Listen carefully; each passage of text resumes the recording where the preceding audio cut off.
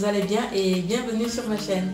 Alors si j'ai décidé de faire cette vidéo aujourd'hui, c'est parce qu'en fait je reçois souvent des questions des filles qui commencent dans le monde de Nappy et qui me posent la question de savoir comment est-ce qu'elles pourraient entretenir leurs cheveux, quels produits est-ce qu'elles pourraient utiliser pour un début.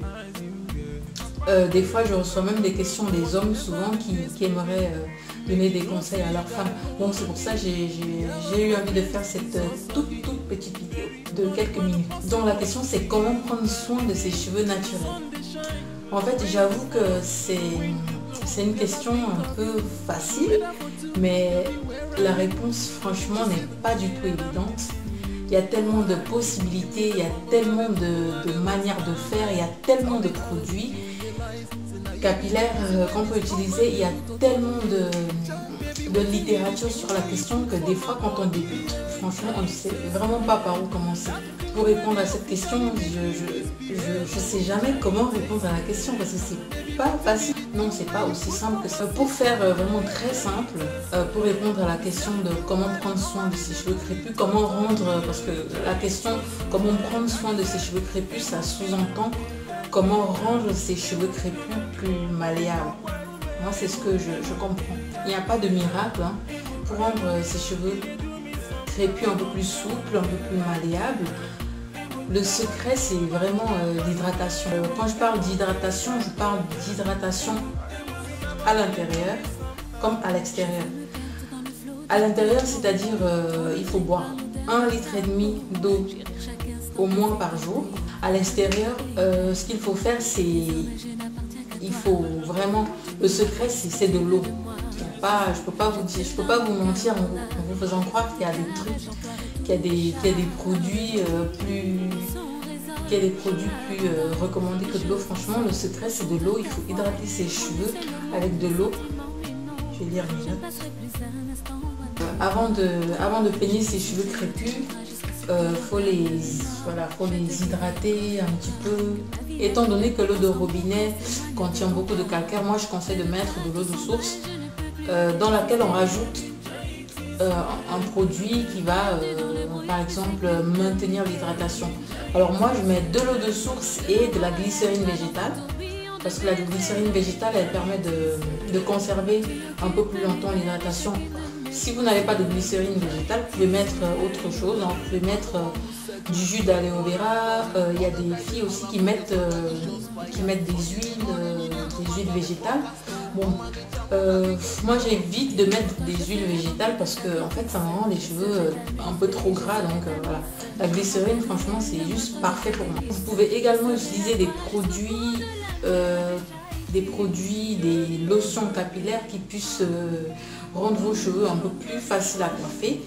Vous pouvez utiliser, je sais qu'il y a pas mal de lotions capillaires maintenant qui sont spécialisées pour les cheveux crépus et frisés. Il y a tellement de marques, hein, je ne pourrais pas vraiment vous conseiller une marque en particulier. Après, pour celles qui ont du mal à trouver ces produits naturels pour cheveux crépus, peuvent dans les grandes surfaces acheter des produits que je ne conseille pas forcément mais que ça m'arrive d'utiliser. Donc ça c'est un exemple. Voilà, ça c'est un après-shampoing de Garnier à l'huile d'avocat et au beurre de karité. Ça m'arrive vraiment quand je n'ai plus de produit, il faut absolument que je m'achète un produit, je me l'achète. Soit vous utilisez, je vais y arriver, soit vous utilisez un après-shampoing, soit une lotion capillaire que vous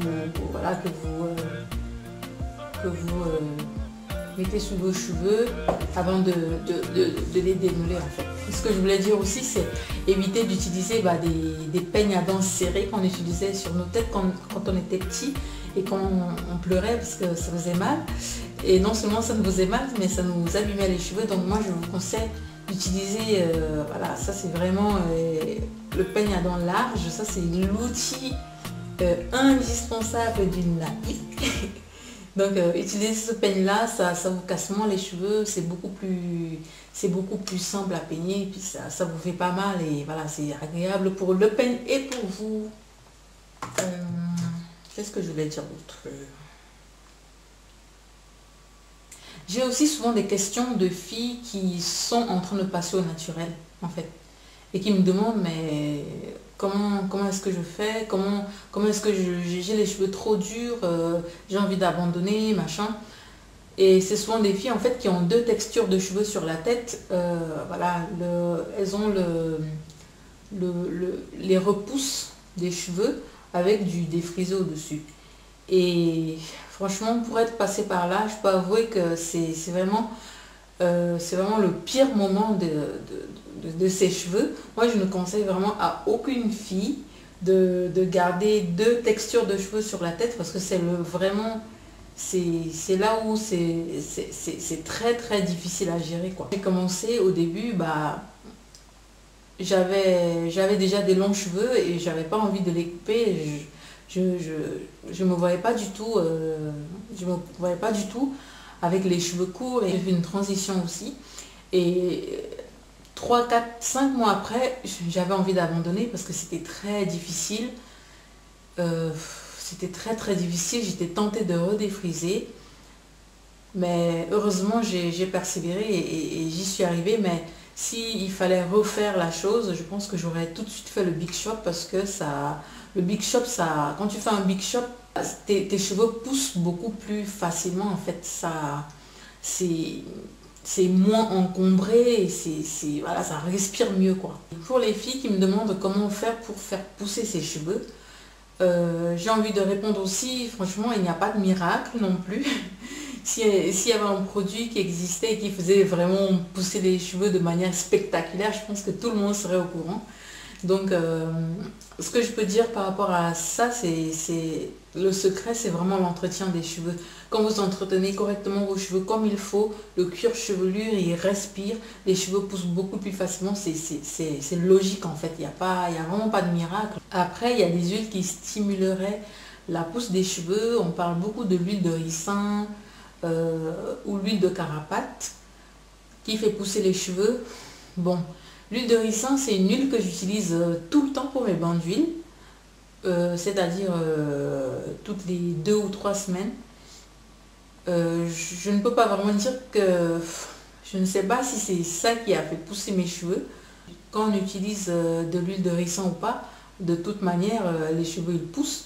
Donc je ne sais pas si ça a joué un rôle dans la pousse de mes cheveux ou pas. En fait, franchement, je ne peux pas vous dire.